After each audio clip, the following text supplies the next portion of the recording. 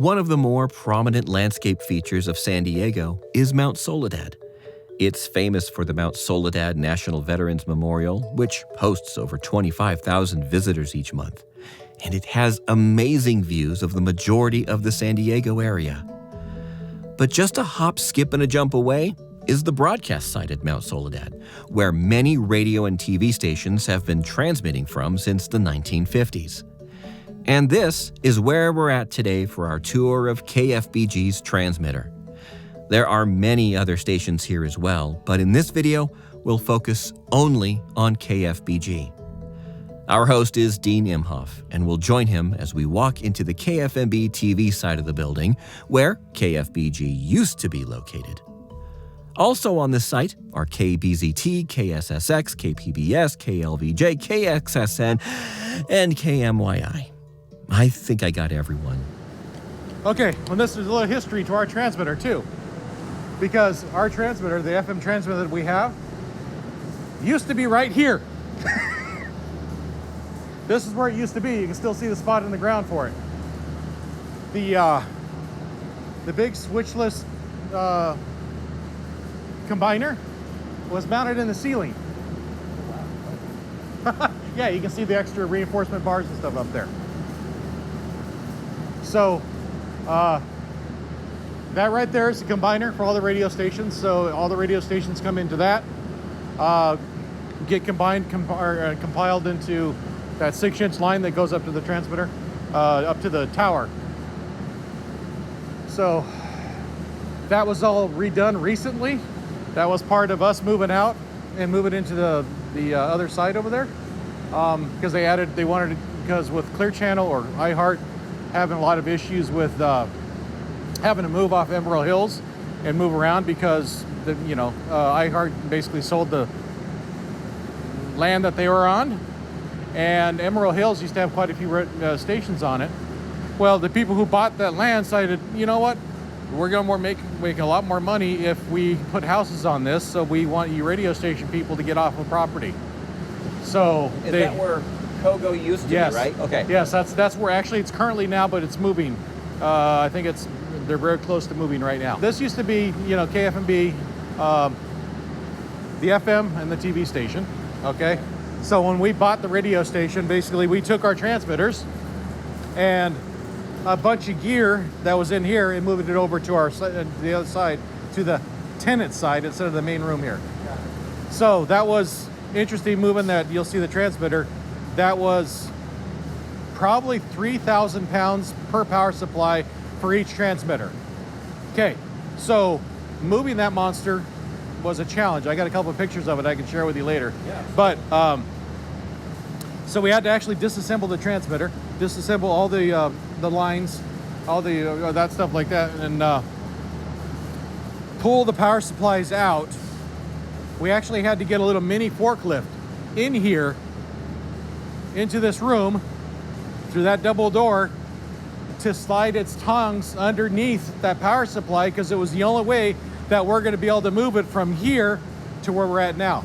So basically the little forklift came in here, forked it, backed out, and then put it at the doorstep of our other place over there. And then it was up to 4 people, put it on wheels to push it around. So there's 2 of those. So that was a challenge. And then getting that combiner, you'll see very shortly here, out of the roof here, scissor lift all the way to the top to disconnect all the hardware. That was, it was an all hands on deck kind of thing for that, because now you're talking safety. Somebody up there taking stuff down, making sure it's surprised. We had a local company that's kind of specializes in moving heavy equipment. Help us with that. That's where the forklift came from, and the scissor lift and all that kind of stuff. So anyhow, this is where we used to be. And you can actually still see the conduit where the wires fed through into our transmitter from there. And you can see where we had to pull it out at that point right there, our electrical coming into the transmitter. So that was a fun like 2 weeks. You can see that breaker panel over there used to be where our FM transmitter is. Now you can see FM2. So it had its own breaker panel. So we had to move that over, and that's where we're going next.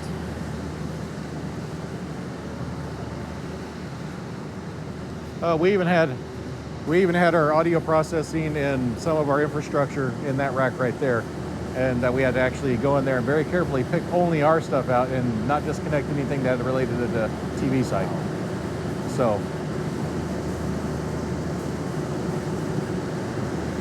all right, so imagine moving that 3,000 pounds from here, and you can see the ground's not real even, so it would have been. And what we ended up doing is we had to move it over to the tenant side of the building. That's CBS. Okay. And they said, okay, it was nice that you bought the radio stations, but you need to move the transmitter now. So that's what we did.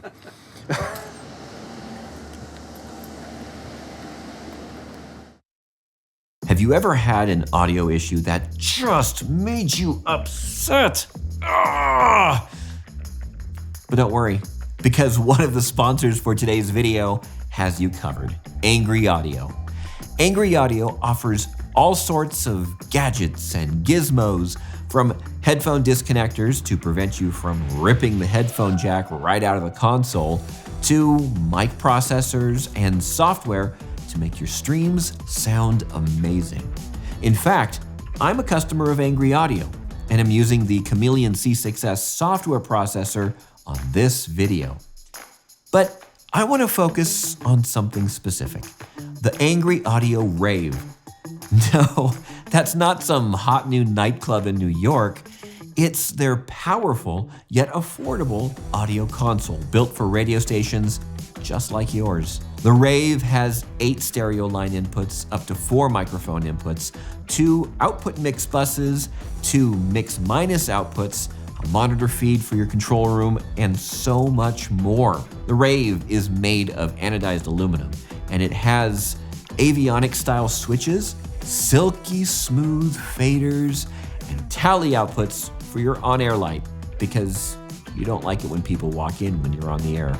And the Rave isn't just for radio stations. It can also be used for podcasts. Get major market quality at small market prices. Learn more at angryaudio.com. Thank you, Angry Audio, for sponsoring this video. Hi, I'm going to take a moment here and recognize the sponsor of today's video, LinkUp Communications. When your content has to get to your audience, you can count on their content distribution using XDS and other industry-leading platforms. LinkUp has provided distribution solutions with the highest degree of reliability for over 3 decades. If you're wanting more information about their services or just who are they, visit their website at linkupcommunications.com. And now, back to the video.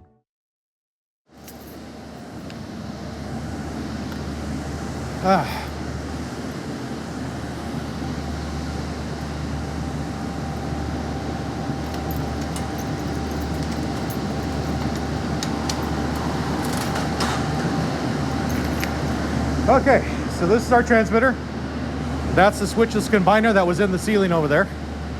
So, yeah, and there was a dummy load that was mounted inside the ceiling as well. So there's a dummy load there.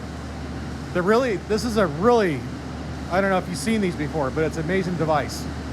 You have transmitter A, transmitter B, fed in over here. There's a motor actuator right there that actually changes the phase 90 degrees positive or 90 degrees negative. As soon as that happens, this thing, what it'll do is it can, without having to turn the transmitter off, it changes the phase of the RF. So it says, okay, this is 90 degrees off. All the power is going to come from transmitter A. And then it also, the neat thing about it is that not only does it move the power to transmitter A, it takes transmitter B if it's still active and automatically feeds it into the dummy load. Wow. So with a push of a button, as soon as I hit that button, you cannot hear any kind of power drop or anything. It just kind of phases out, and in the next thing you know, that transmitter can be shut off. That's incredible. Yeah. That's pretty slick. Yeah, it's very slick. I have a whole book on this that talks about how this thing was designed and how it functions, and it goes into really high-end engineering stuff that would bore your listeners. But if you can find, because it took me a while to find the book actually, because this has been around for probably 20 years. Okay. So it was hard to find the book, but I got it. I said, ooh, that's how it's doing that, because I didn't even know. Yeah. Hey, you learn stuff new every day, you know? So 2 transmitters in, out to the dummy load. And this is the output of the switch, goes up, back in the middle, shoots into the ceiling, converts to flex, 3-inch or 2.5-inch flex, and goes over to the other combiner on the other side. Okay. Yeah, so that's where that comes from. As you can see, I have a few extra parts. You know, I ordered a couple extras in case, you know, because all you have to do is drop one of these things, it knocks it out of balance or out of square, and then it's toast. So I bought a couple extra just to have, you know. This whole room was empty. This whole area was empty. There was nothing in here. There was nothing in this room. PBS is over there. They were over here, but this room was empty. I got pictures of that too. I can send to you also. So what we had to do to build this site is, number one, since it was 2 transmitters, and because of the switches combiner, there has to be exact equal amount of conduit going to the switch from the transmitters.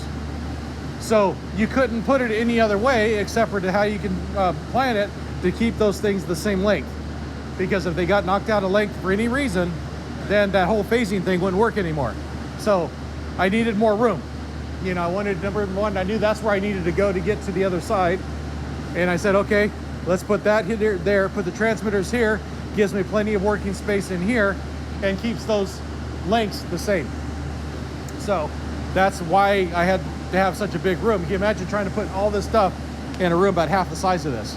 So when we first started looking at this location, we were talking to the landlords, and it was right here. The wall was right here. Okay? You can actually see right there where the screw was in the ground, holding the rack down. So we got our cutting wheel out, cut some stuff, restructured. I brought one of my welder friends up here, started welding it all back together again. So that gave us this extra space right here, which now gives you plenty of room to get around to the front of the transmitters without feeling cramped. So this is the front of the transmitter. This is the 2 transmitter A, transmitter B. They're both 20 kilowatt. Well, they're both 10 kilowatt transmitters, but combined power at full power can be 20 watts or 20 kilowatt. Of course, we're not doing that much. We're only doing half power each, like I said. This is the controller that is remoteable. So if we need to switch to one transmitter, all we have to do is push a couple buttons on the remote to do that. Or another thing that it is constantly monitoring the RF, both of these.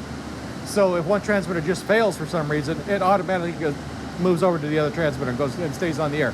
Turns out the power, moves over, so now this one would be full on its own. Nice, and that's all done in your Burke, right? Yeah. So lots of logic that needs to go in through this. So we just decided to go with the Plus Connect stuff. Better, easier, you know, because there's a lot of information that comes from these transmitters. You know, the switcher and all that kind of stuff. You know, so I gotta be able to monitor all that. You know, due to the FCC rules and regulation, you need to be able to control and monitor and adjust your transmitter on the fly, remotely or locally. So if the FCC says, hey, we don't think your power is where it's supposed to be, we can say, yes, it is. Here it is. And it says, oh, okay, let me shut it off until we can go investigate. With my phone, I can shut it off from anywhere, you know, and turn the transmitter off. Right. Until I can get the FCC up here to look at it and inspect it, be happy. I've never had a visit from the FCC, which I'm very happy about. I've never had to do anything that might make him worry about me. Right. So we do have a mod monitor here. This is how we can constantly monitor where we're at. Make sure that we're modulating correctly. What frequency we're on. We have the ability to go 102.5% modulation because we're using RDS. So according to the rules, you go 5% injection on the RDS, divide that by 2, so you can actually modulate at 102.5% because the RDS changed. So that's why I got everything perfectly balanced and set that way. Right. It's just, you know, you got to know the rules. And that's the rules. I specifically looked it up when I started adjusting things. So I can also remote into this. So this is like the primary monitoring location. So if the FCCs, we don't think your modulation's where it's supposed to be, again, I got an app at my office. I can say, yeah, here, let me pull that up for you. And it'll be the exact duplicate of this right here, which allows us to prove to him, yes, I know that we're 100% modulation, legal modulation, because here's my proof. They say, okay, cool, that's all they need to know. You know, however you get about doing it, as long as you can monitor it, constantly see what this thing is doing to make sure it's not messing up, they're perfectly happy and they'll leave you alone. Right. So as part of the, you know, you have to learn all these. There's a whole book, FCC rules and regulations, as you probably have read or at least looked at, that you need to know the rules and regulations. So this is a power output, or this is a power output. The receiver, the coupler is actually on the input of the combiner in the other room. Okay, because I wanted to make sure, because I can go 8.93 kilowatts TPO into that combiner. So I needed to make sure that I was going to be at that level. So I put a calibrated RF meter over on that side. There's a wire that comes from it over here plugged into this thing. So this tells me that yes, I'm within compliant. I am doing my TPO into that combiner is 8.93. This one right here is another spare that came in because when we took apart that side, it was active. What I'm probably going to do with these two is probably put it on the input of this combiner here. So that's another way of looking at, you know, an RF meter to make sure that we're, you know, reflected and forward is all where it's supposed to be. So I didn't need this because the coax actually goes into the attic, but I got it anyways because of having that little positive pressure in there. Where there's a couple of things that help you with that. Number one, if it leaks, you know, there's been somebody or something gnawing at the coax. Yep. And number two, you know that you know, since the ocean's like right over there, all that moisture can get in there and start corroding or crudding up and corroding the contacts on the inside. So I said, yes, it's inside the attic, but I'm going to be extra careful. It was an extra amount of money, but it's like, at least I know it's pressurized. You know, be safe than sorry, you know. It's a good insurance policy for yes, that. Exactly, exactly. Yeah, so the neat thing about these, this is one of the first run, and this is one of the first run solid state transmitters that Harris actually ever put out. This is one of their biggest success. You know, this is not digital. This is all analog only. Nice thing about it, each of those modules is a PA module. This thing is smart enough, if this nodule dies, it will reroute whatever power it can to the other modules and adjust the power. It doesn't shut everything off if one of the modules die. So if I wanted to, I could pull that out. The transmitter will say, oh, hey, there's a problem. It'll turn itself down and still stay on the air. So modules in the front, modules in the back. IPA modules are the ones in the middle. This is the one that amplify the exciter up to RF levels for broadcast. So I like to do that every now and then, make sure that I get solid positive pressure out of here. Yeah. You know, because again, dust is a nightmare when it gets inside a transmitter. So keeping it positive pressure through filtered air will save another, you know, a lot of money when things don't start shorting out and blowing up because too much dust inside the transmitter. And this room seems pretty clean. Yeah, it's very clean. Like I said, that was the only transmitter, the KBBS transmitter was the only one here when we started looking at this side. Those are all the iHeart stations that had to move up here because of the towers moving around. That's an EMF station. The fun thing is, in a situation where like they're working on the tower, because it's not our tower, it's CBS's tower, they'll pull all the engineers up responsible for each of the radio stations. And it's just nice to sit down with a bunch of other engineers and we can talk, and I call it engineese, which basically is talk all the tech stuff and then you're not going to get anybody lost. Yeah. So I've had many a times where people who are not broadcast engineers sit there and listen to us and looking at us like we're speaking a foreign language. Said, yeah, we kind of are, you know, but we know what we're saying. So it's kind of nice to have that moment when we get all our engineers together. The engineering world is very communal. Everybody knows everybody. I know the chief engineer for Clear Channel. I know the chief engineer for Odyssey. I know Mario from over at CBS. So all these, I know David Peltz, he's the engineer for this. And it's just kind of nice to have that connection.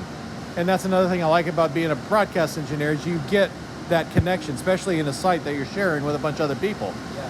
When we're having situations where there's power outages, things happening with the tower that we don't have control over, we all come together as a team and start helping each other.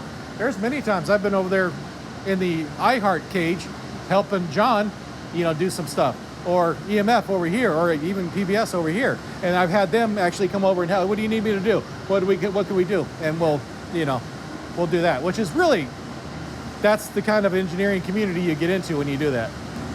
Another thing that's interesting, and you were talking about it in one of your other videos, backup power. Yes. Here's the problem with, and I can tell you this outside, but here's a picture of it if you want to get. This is what we decided to help with our backup power situation. If the power dies in the building, this is a UPS that will run our entire cage.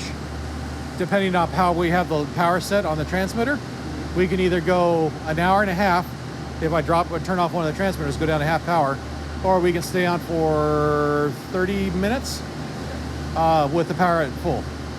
So what I am still working on, I got to get the parts and pieces installed. When the power is automatically detected, it goes off. I'm going to send a information to our remote control that says, oh, utility power is off, turn the transmitters down to half power automatically, which then will make this whole thing last a lot longer. So there's no generator on site? Not on the tenant side. See, that was one of the things that we got kind of disadvantaged, because when it was over there, it was part of CBS. They do have a generator. Unfortunately, the EPA and other surrounding areas didn't want the noise of two generators running, so we got pretty much stopped at the possibility of putting another generator for just the tenant building, or the tenants in the area. Yeah. So if the power goes down, we're down. A lot of the other stations have backup transmitter sites either on McGill or at 52nd Street. This is the only one I got, so I got to do whatever I can to keep it going. Yeah. There has been times where they say it's going to be a planned power outage for 4 hours. We have to make our voice heard and say, you can only do that after midnight, when nobody's listening to the radio station. Yeah. They said, okay, we'll do that, because they know they shut the power off. This is a serious amount of media that gets basically taken off the air.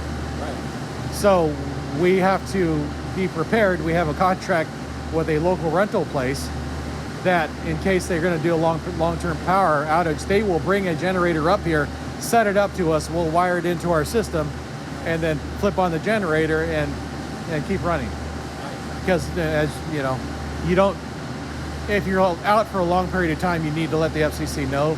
Usually it's only 4 or 5 hours. Usually they're not too picky about that. Longer than that, they get picky. Yeah. So we have the ability to, just plumb the wires in, get it into our system, flip on the generator and run our generator for hour. Matter of fact, at the generator location, we have it spec'd out which generator we need, what wires we need, and when can you get it up there, or can we come pick it up? And that's how we get it up here so quick, because they say, oh yeah, here's the generator you need, and take it. It's all in like a kit, basically. Yeah, exactly. So yeah, this is our UPS. It powers everything in this cage. Like I said, depending on how much power we have in the transmitter, it depends how long that thing will last. Nice. So, but luckily, we can come over here where it's not quite so noisy.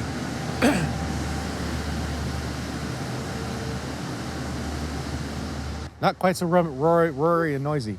And, you got a great view. I mean, the ocean's right there. So, I mean, I like to say, this is not such a bad location for a second office space, because there's times I spend time up here getting, working on transmitters, doing maintenance and cleaning and, such like that. So coming out to this is, not so bad.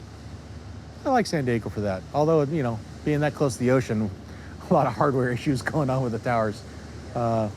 So yeah, corrosion. They just had to come do a whole lot of work on the towers because of they found some bolts that weren't up to specs anymore. So they went up and replaced them all. Another thing they did is the rotary antennas up there. That's our new primary antenna. It has 2 more bays than it did 2 years ago. Are you the 12 bay or the 4 bay? The 12 bay is our primary. The 4 bay is our auxiliary site. So we have the ability to drop our power down to half, and they can make a switch inside that room that will feed all of our signal to the top antenna. But normally we're at the 12 bay right there, and that used to be an 8 bay. So, ERI? Yeah. So they replaced all that, and the reason why they had to replace that is when the other tenants needed to come into the room, they needed to be able to, put that kind of power onto the tower. And the previous antennas weren't going to be able to handle that kind of power, so they had to upgrade everything. And then, of course, they had to reprogram the combiner in there for all the frequencies that were going to be added to it. So they did all that. But yeah, this is it. This is our little transmitter room. As I noted in the tour of the local media San Diego studios, KFBG was sold shortly after my tour. This means that my host, Dean Imhoff, has become an independent contractor. So if you're looking for a really good engineer, look him up. I'll link to his LinkedIn profile in the description below. We're not done with this site just yet. In our next video, we'll take a look at some of the other stations that are located at the site. But in the meantime, watch some of the other transmitter site tours or studio tours, or learn a bit about the basics of broadcast engineering. And until next time, stay safe, stay healthy, and keep learning.